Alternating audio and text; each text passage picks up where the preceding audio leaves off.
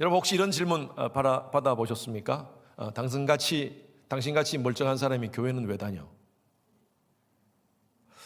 그 뜻이 뭡니까? 교회는 멀쩡하지 않는 사람들이 다니는 곳입니까? 요즘은 교회를 다니지 안 하고요, 다 온라인으로 대부분 예배를 드리지만, 여러분 여러분들 같이 멀쩡한 사람들이 왜 이렇게 아침 일찍 일어나서 온라인 예배를 드리시고 계십니까? 저도 비슷한 질문을 받아본 적이 있습니다. 목사님은 왜 목사가 되었나요? 다른 일을 해도 잘할 수 있을 것 같은데. 그 뜻이 뭡니까? 제가 보기에는, 이분 보기에는 목사가 된 게 안쓰러워 보인 것인 것 같아요. 여러분, 제가 그렇게 안쓰럽게 보입니까? 저는 목사가 된 것이 행복합니다. 물론 세상에 무슨 일이든 쉬운 게 없지만, 목회자로서 또 삶을 이 세상을 섬긴다는 게, 또 성도님들을 섬긴다는 게 쉬운 일은 아닙니다. 그러나 저는 힘들어도 행복하게 살고 있습니다. 무신론자들 입장에서 봤을 때는요, 소위 말해서 예수 안 믿는 사람들은 예수 믿는 사람들을 예수쟁이라 그러지 않습니까? 여러분, 예수쟁이라는 말이 참 좋은 말입니다. 쟁이라는 것은요, 전문가라는 뜻입니다. 예수 안 믿는 사람들이 예수 믿는 사람들을 향하여 예수쟁이라는 것은요, 야, 당신은 예수에 대해서 전문가다라는 뜻인데, 그런 의미로 잘 사용하지 않습니다. 그냥 약간 이렇게 비하하는 모습으로, 투로 예수쟁이들이 이렇게 교회 나와서 또 예배드리고 하는 모습에 대해서 불편해하는 사람들이 있습니다. 여러분, 세계관이라는 말이 있습니다. 월드뷰라는 말이죠. 세상을 바라보는 관점입니다. 이것은 안경 같은 것입니다. 세계관은요, 삶의 전 분야에 영향을 끼칩니다. 다양한 세계관이 있습니다. 그런데 크게 세 종류로 나뉜다면요, 첫 번째는요, 유실론적 세계관입니다. 신이 있다라고 얘기하는 사람들입니다. 둘째는요, 무신론적 세계관입니다. 신은 없다라고는 세계관입니다. 셋째는요, 불가지론적 세계관입니다. 신이 있든 없든 상관없다. 신이 있고 없고가 내 삶 가운데 전혀 영향을 주지 않는다라는 것입니다. 요즘 한국교회가 많은 세상의 지탄을 받고 있습니다. 여러 관점에서 다르지만, 특히 무신론자 관점에서 무신론자적 안경을 끼고 보면요, 예수쟁이들이 이해가 안 됩니다. 아니, 그렇게 나라에서 예배 드리지 말라 하면 안 드리면 될 건데 굳이 그렇게 예배를 드리겠다고 저렇게 난리를 치나? 저는요, 이 코비드 상황 속에서 현장 예배를 강행한 교회에 대한 저의 개인적인 견해를 말씀드리는 것이 아닙니다.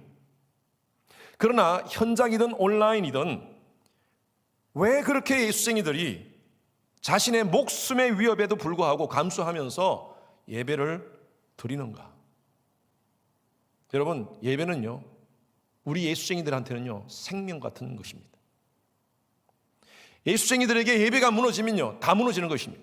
우리의 삶이 무너지고 우리 삶에 의미가 없는 것입니다.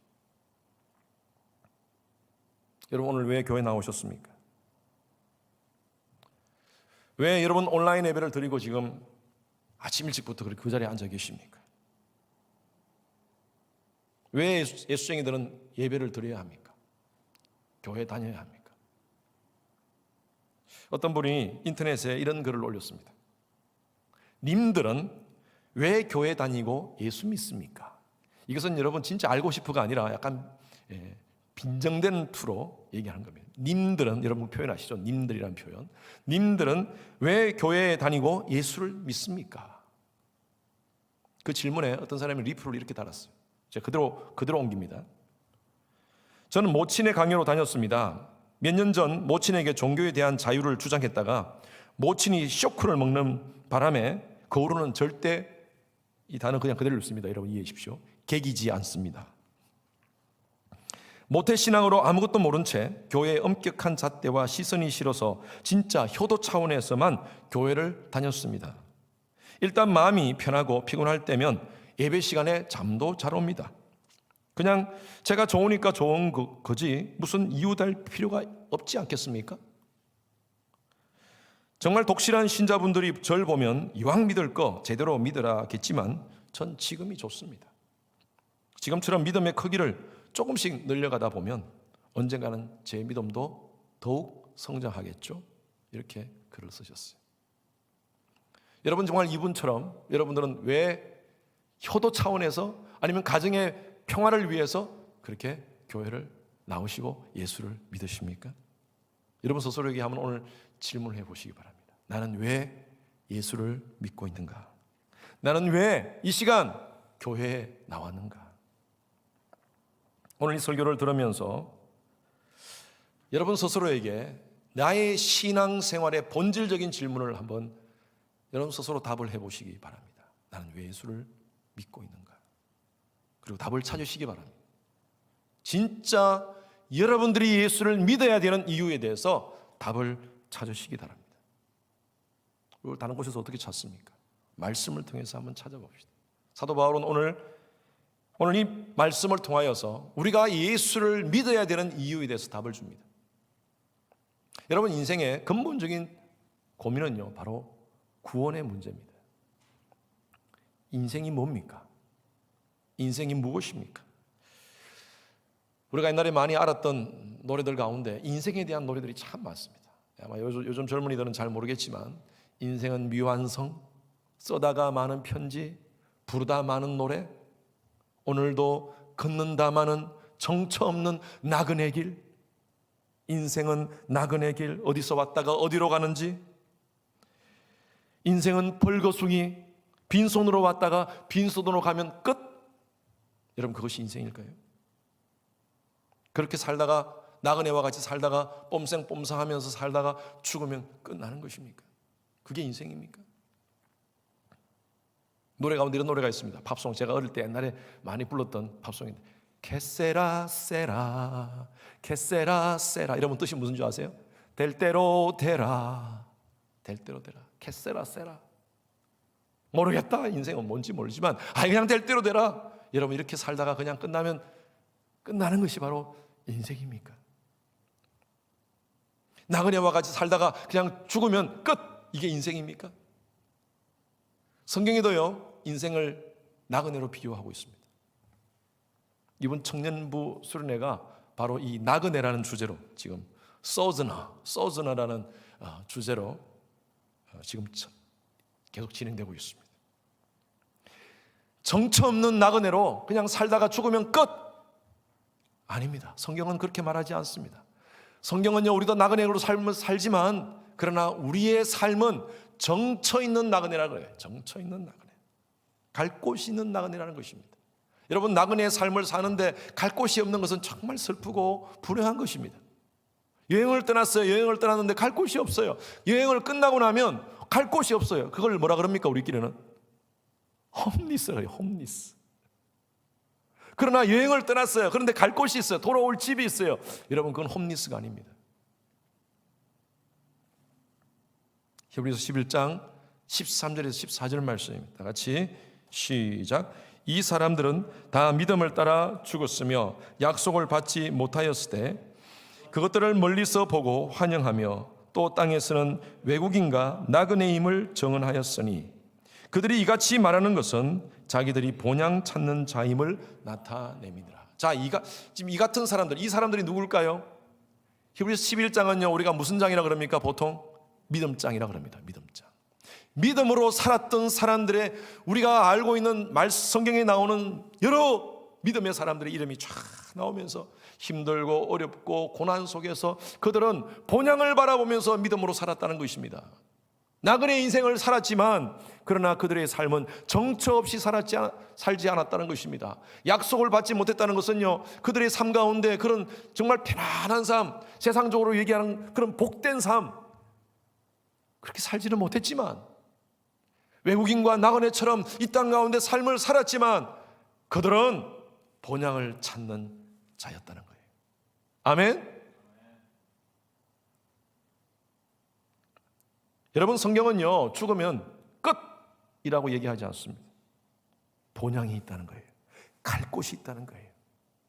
그것도 죽어봐야 알지. 목사님은 그런 얘기 하지만 죽어봐야 알죠. 목사님 죽어봤습니까?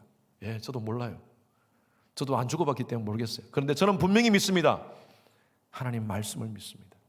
리그레 목사님, 셀백교회 리그레 목사님이 참 친하게 지냈던 그런 하나님을 인정하지 않았던 무신론자 학자입니다. 학자. 이름이 히친스라는 학자입니다. 이분은 책을요, 신은 없다라는 책, 그런 쪽에 무신론적인 그런 책을 많이 쓰셨던 분이에요. 근데 그분이 돌아가셨어요.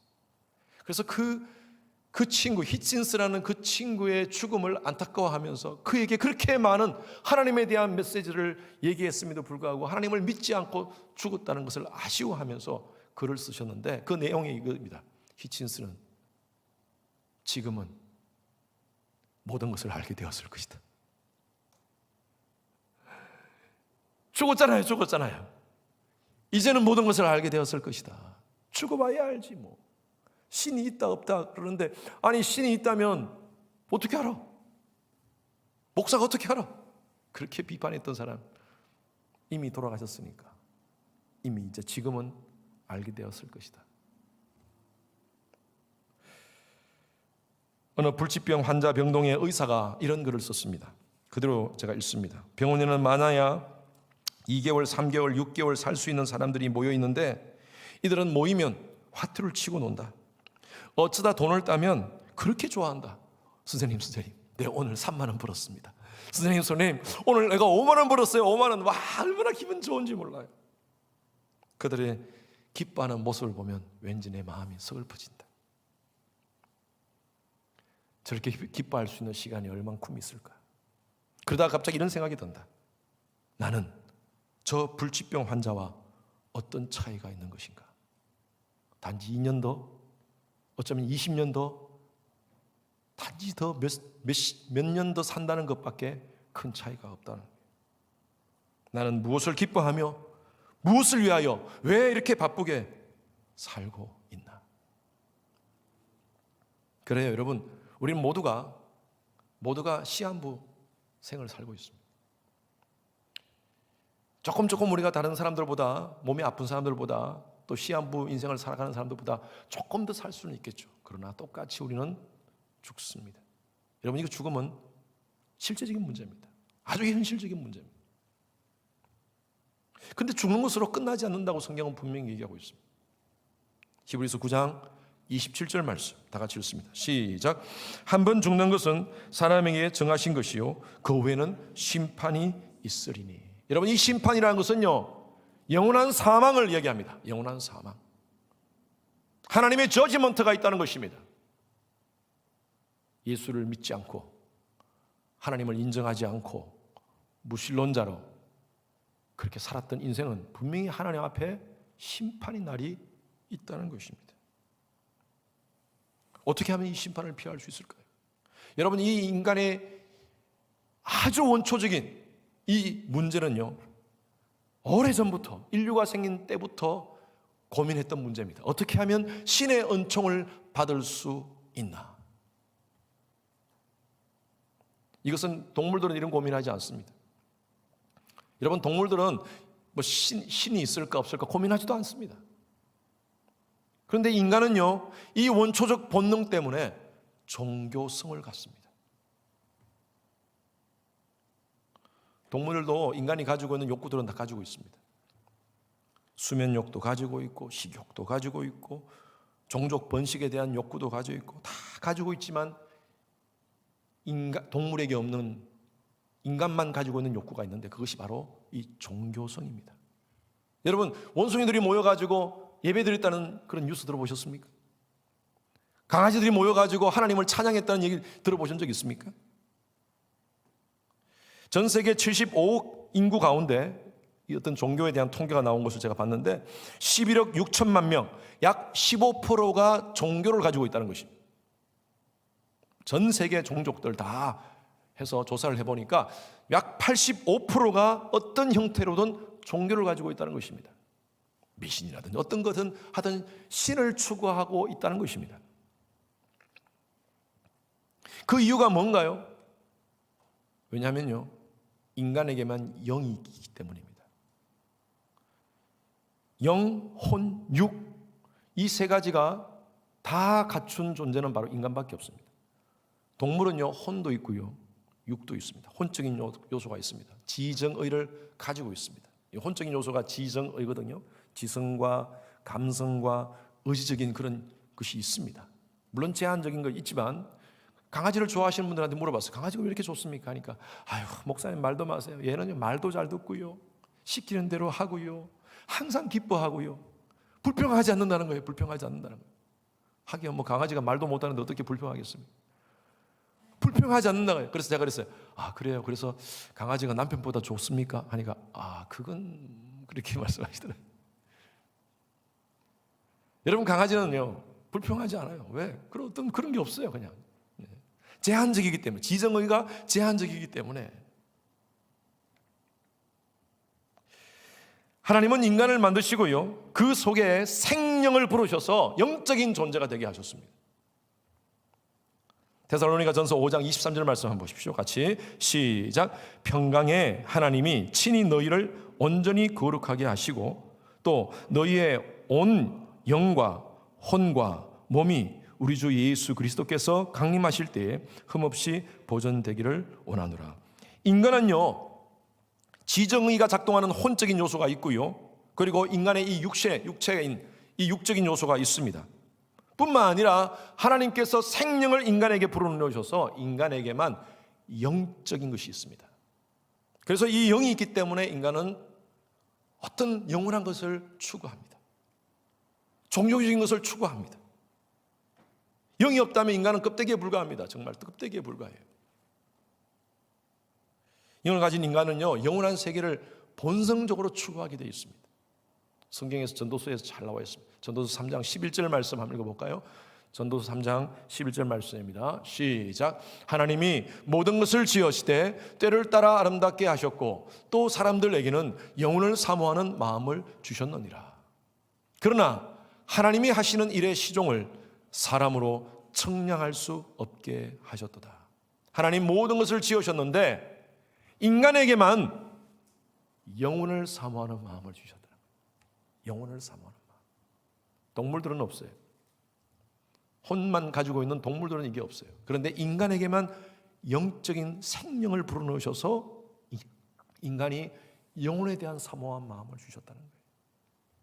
그래서 우리가 어릴 때 친구들하고 약속하면서도 영혼에 있지 마. 어떻게 어린 아이들이 영혼에 대해서 배웠습니까? 그런데 우리 속에 그것이 담겨져 있는 거예요. 영혼을 사모하는 마음이 있다는 거예요. 그런데 이 모든 것을 인간이 다 알 수 없도록 해놓으셨다는 거예요. 과거의 미라 같은 그런 것들을 만든 이유는요, 사람들에게 뭔가 이 존재가 죽으면 다시 태어난다는 그 인간 속에 있는 그런 욕구가 있는 겁니다. 지난주에 경주에서 1500년 된 무덤에서 한 여인의 모습이 나왔어요. 그런데 우리가 알고 있는 옛날 사람들 키가 작다고 그렇게 생각했는데 경주 신라시대 1500년 전이면 신라시대입니다. 거기에 있었던 사람이 키가 보니까 170cm, 굉장히 큰 사람이었어요. 그걸 어떻게 알 수 있느냐면요, 머리부터 발끝까지, 몸은 다 썩어서 없어졌지만 머리부터 발끝까지 온갖 장신구로 다 그대로 딱 몸이 그냥 구조가 딱 나오는 거예요. 몸은 다 없어졌지만 장신구를 보니까 머리에 거의 금관을 쓰고 발가락까지 다 장신구로 치장을 했다는 것입니다. 왜 그렇게 했을까요?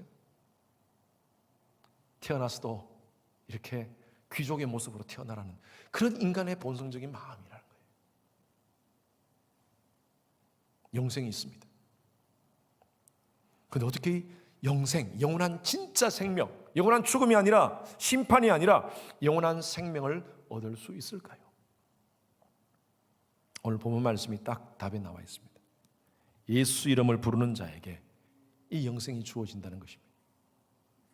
여러분 아멘입니까? 네. 예수 이름을 부르는 자들에게 이 구원이 있다는 것입니다. 다시 한 번 더 오늘 말씀 읽어보겠습니다. 로마서 10장 13절 말씀 다 같이 시작. 누구든지 주의 이름을 부르는 자는 구원을 얻으리라. 바울은요, 이 영생을 소유할 수 있는 방법을 착하게 살라, 의롭게 살라, 제대로 도덕적으로 윤리적으로 살라 이렇게 얘기하지 않고요, 예수 이름 부르라는 거예요. 예수 이름 부르라는 거예요. 예수 이름 부른다는 의미는요, 예수를 나의 구세주로 영접한다는 의미입니다. 인간이 살 수 있는 길, 인간은 철저하게 죄인이라는 거예요. 제가 계속 로마서 강의를 통해서 말씀드렸죠. 인간이 철저히 죄인인데 인간 스스로가 자기 자신을 구원할 수 없고 누군가가 의인이 대신 인간을 구원해 줘야 되는데 인간에는 의인이 아무도 없어요. 하나님께서 친히 당신이 인간을 몸을 입고 이 땅 가운데 오셔서 인간의 역사 속에 지금부터 2020년 전 역사 속에 유대 땅에 십자가를 세우시고 그 십자가에 당신이 친히 그 십자가에 달려 돌아가시고 고통받으시고 죽으시고 3일 만에 부활하시고 성천하시고 그리고 누구든지 이 십자가를 믿는 자는 그 당시에 그 시대에 있는 사람들뿐만 아니라 오고 오는 모든 시대 가운데 하나님은요 시간과 공간을 초월하신 분이시기 때문에 하나님의 이 십자가 사건은요 바로 하나님께서 고안한 이 구원의 사건은 모든 인류에게, 그래서 이 누구든지라는 말이 들어가는 겁니다.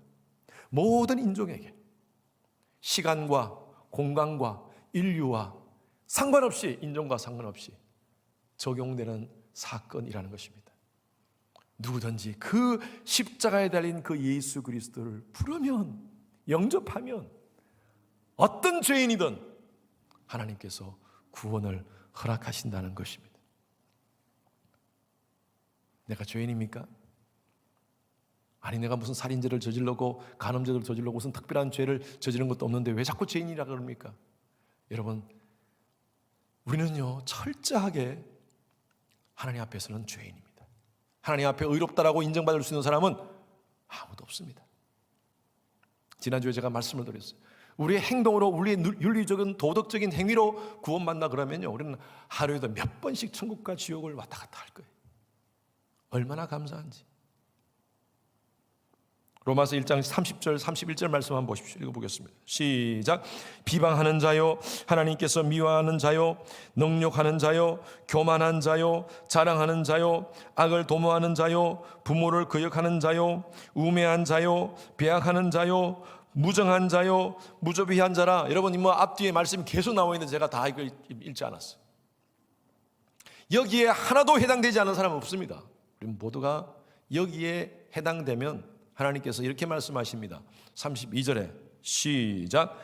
그들이 이 같은 일을 행하는 자는 사형에 해당한다고 하나님께서 정하심을 알고도 자기들만 행할 뿐 아니라 또한 그런 일을 행하는 자들을 옳다 하느니라. 이런 짓을 하면서도 우리가 무슨 죄인이냐?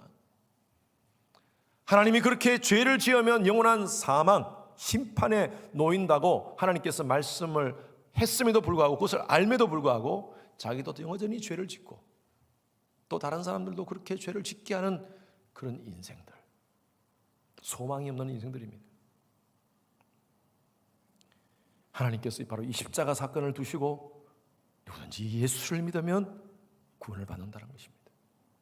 여러분, 다른 종교에도요 여러 가지 철학적인, 도덕적인, 윤리적인 가르침이 있습니다. 불교도 철학적인 가르침이 있고요, 유교도 윤리적인, 도덕적인 가르침이 있습니다. 나름대로 가르침이 있습니다. 그러나 구원에 대한 가르침은요 유일하게 성경에서밖에 없습니다. 인간이 어떻게 구원을 받을 수 있는가? 예수 그리스도 십자가밖에 없는 줄로 믿습니다. 자유주의자들은요 예수 외에도 구원의 길이 있다, 왜 그렇게 독선적으로 편파적으로 얘기하느냐라고 얘기하지만 저는요 진리의 말씀을 중심으로 해서 말씀드립니다. 예수 외에는 구원의 길이 없습니다. 과거에 실존주의 철학자들, 뭐 사르트르라든지 이런 사람들이 인생은 소망이 없다, 이 사람들은 다 무신론주의자들입니다. 인생은 소망이 없다, 지옥에서 천국으로 갈 수 있는 출구가 없다, no exit, no exit, 그렇게 외쳤어요. 아니요, 출구 있습니다. 지옥에서, 인간이 지옥에서, 영원한 사망에서, 영원한 심판에서 영원한 생명으로 갈 수 있는, 옮길 수 있는 출구가 있습니다. 바로 그 출구는 예수 그리스도인 줄로 믿습니다. 우리는 이걸 믿는 거예요. 제가 스페니쉬를 잘 모르지만 제가 어느 데서 이렇게 사인을 봤는데 엑시드라고 적혀 있고 밑에다가 스페니쉬를 써놨더라고요. 근데 스페니쉬가 너무 재밌어요. 혹시 여러분 엑시, 출구라는 스페니쉬 아십니까? 살리다입니다. 살리다. 살리다예요, 살리다. 스페니쉬를 한국말로 바꾼지 한국말로 스페니쉬로 바꿨는지 살리다예요. 야, 이거 기가 막히다. 스페니쉬. 인간이 살 수 있는 방법, 인간이 지옥의 문에서 천국의 문으로 옮길 수 있는 방법은 바로 예수밖에 없는 줄로 믿습니다. 그래서 예수를 믿는다는 것은 뭐냐? 그것은요, 천국을 살다가 천국을 가는 것입니다. 제가 여러분들에게 늘 강조하는 메시지죠. 천국을 살다가 천국 가는 것이 바로 구원입니다. 그게 영생입니다. 로마서 10장 10절 말씀 다시 읽겠습니다. 자, 우리가 읽었던 본문 말씀 앞부분에 있는 말씀인데요, 같이 시작. 사람이 마음으로 믿어 의에 이르고 입으로 시인하여 구원에 이르느니라. 마음으로 믿어 의에 이른다. 마음으로 믿는 것과 입으로 시인한 것은 같은 의미입니다. 정말 내 마음 가운데 그 예수 그리스도를 내 마음의 구세주로 영접하는 것입니다. 요한복음 1장 12절 말씀에 영접하는 자, 곧 그 이름을 믿는 자들에게는 하나님의 자녀가 되는 권세를 주셨으니 아멘. 내가 마음으로 예수님을 영접하면, 이건 전심으로 내 마음 가운데 나의 구세주로 영접하면 하나님의 자녀가 되는 권세를 우리가 갖게 된다는 것입니다. 왜 예수 믿냐? 제가 서론에서 말씀드렸던 그 질문 다시 묻습니다. 여러분, 왜 예수 믿습니까? 천국을 소유하기 때문입니다.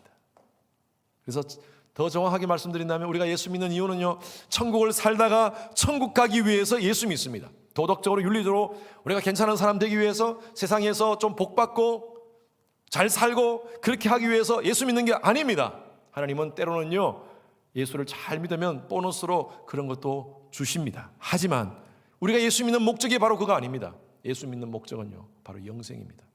구원받기 위해서입니다. 좀 더 천국을 살다가 천국을 가기 위해서입니다. 그래서 예수 믿고 천당 가세요, 이 말은요, 예수 믿고 천국 살다가 천국 가세요, 그런 말씀입니다. 여러분, 우리 가정을 천국으로 바꿉시다.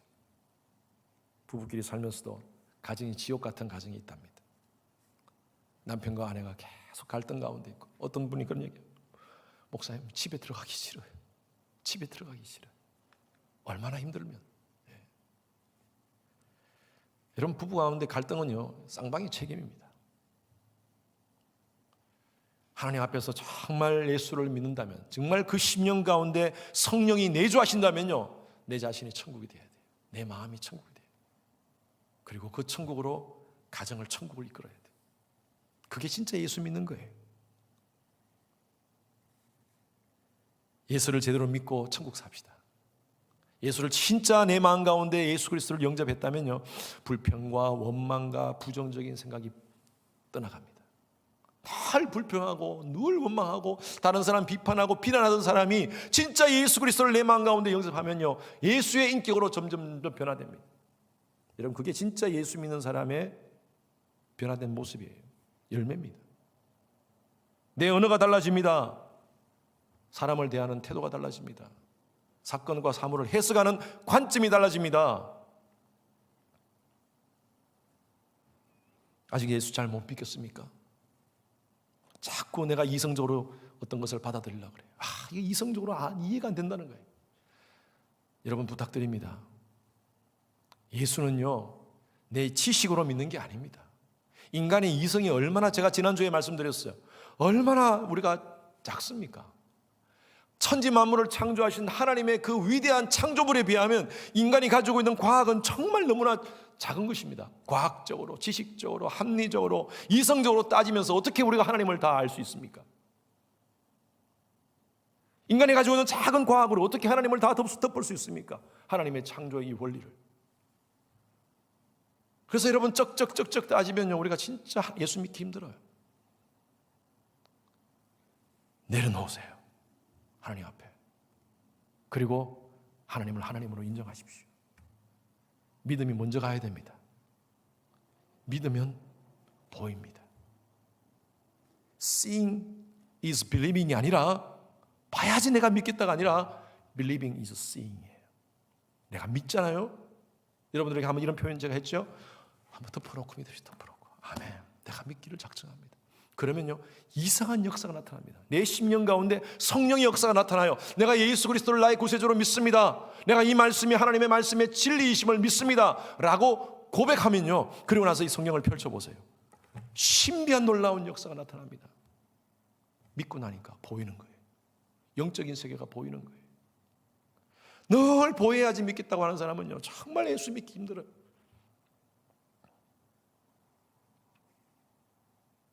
알 수 없어도, 깨닫지 못해도 수락하게 되면 그때부터 진짜 나의 삶의 믿음의 생활이 시작되는 것입니다.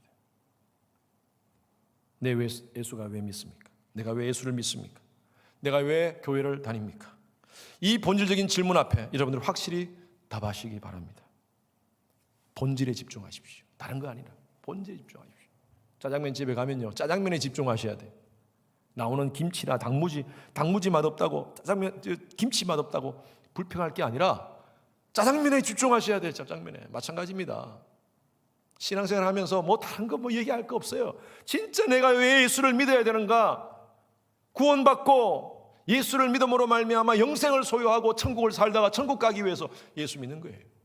거기에 집중하십시오. 요즘 한국에 뭐 목사가 어떻다, 교회가 어떻다, 예수쟁이들이 어떻다 비판하는 사람들이 있습니다. 예수 안 믿는 사람들, 제가 아까 말씀드렸던 이 하나님을 믿지 않은 불신의 입장에서 봤을 때, 불신앙의 입장에서 봤을 때, 무신론적 입장에 봤을 때는 도저히 이해가 안 되는 상황이에요. 근데 저는요, 가슴이 아픈 게 예수를 믿는다고 하는 사람들이 비난을 해요. 비판을 해요. 예, 한국 교회가 잘못되고 또 목회자들이 실수했으면 그에 대한 책임을 지적받고 자성의 노력이 필요한 줄 압니다. 그러나 여러분, 그것이 여러분들 신앙에게 무슨 도움이 됩니까? 비판하고 판단하고 부정하고.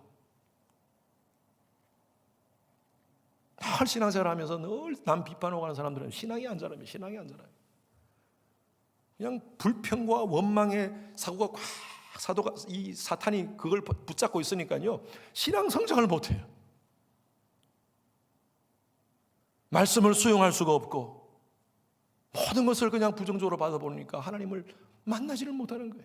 교회 생활을 하는데 진짜 예수를 못 믿는 거예요. 여러분, 정말 예수를 잘 믿고 계십니까? 본질에 집중하십시오. 내가 정말 예수를 제대로 믿고 하나님을 만나고 있는가? 영생을 소유한 자답게 천국을 살고 천국을 갈 준비를 하고 있는가?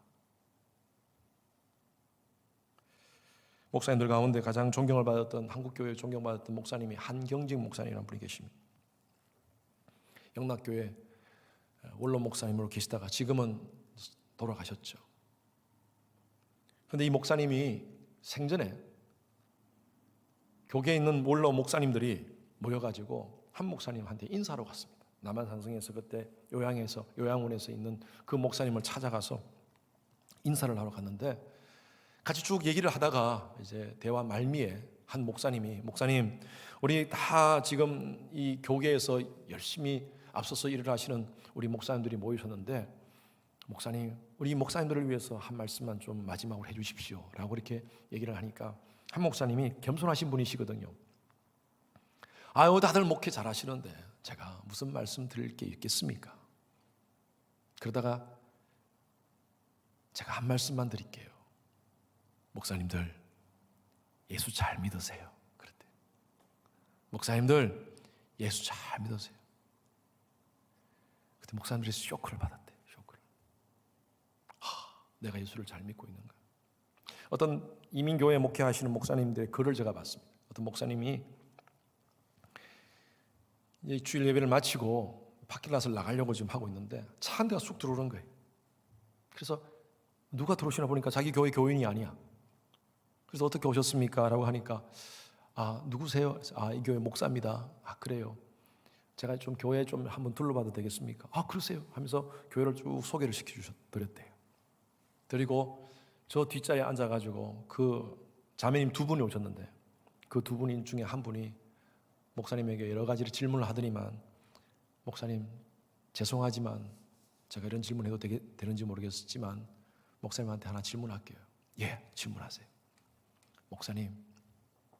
목사님은 진짜 예수 믿으세요? 그러더래요.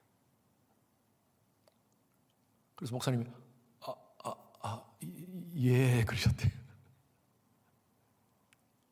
그러면서 이 자매가 하는 얘기가, 제가 보니까요 목사님들 가운데서도 예수를 믿지 않은 것 같이 사는 사람들이 많더라고요. 나는 정말 목사님이 예수 잘 믿는 교회에 다니고 싶어요.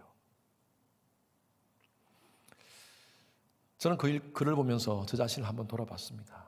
정말 나는 정말 예수를 잘 믿는 목사인가? 우리 성도들에게 예수 믿으라고 잘 믿으라고 하지만 정말 나는 예수를 잘 믿고 있는 목사인가? 제 자신을 한번 돌아봤습니다. 여러분들에게 도전합니다. 여러분 정말 예수 잘 믿고 계십니까? 다른 거 신경 쓰지 말고요. 세상이 어떻다 뭐 누가 어떻다 여러분 신앙은 하나님과 여러분 각자의 관계 속에서 정말 여러분들이 예수를 잘 믿어야 돼요. 왜 예수를 잘 믿어야 됩니까? 여러분이 예수 믿는 것이 바로 영생을 소유하는 것이고요.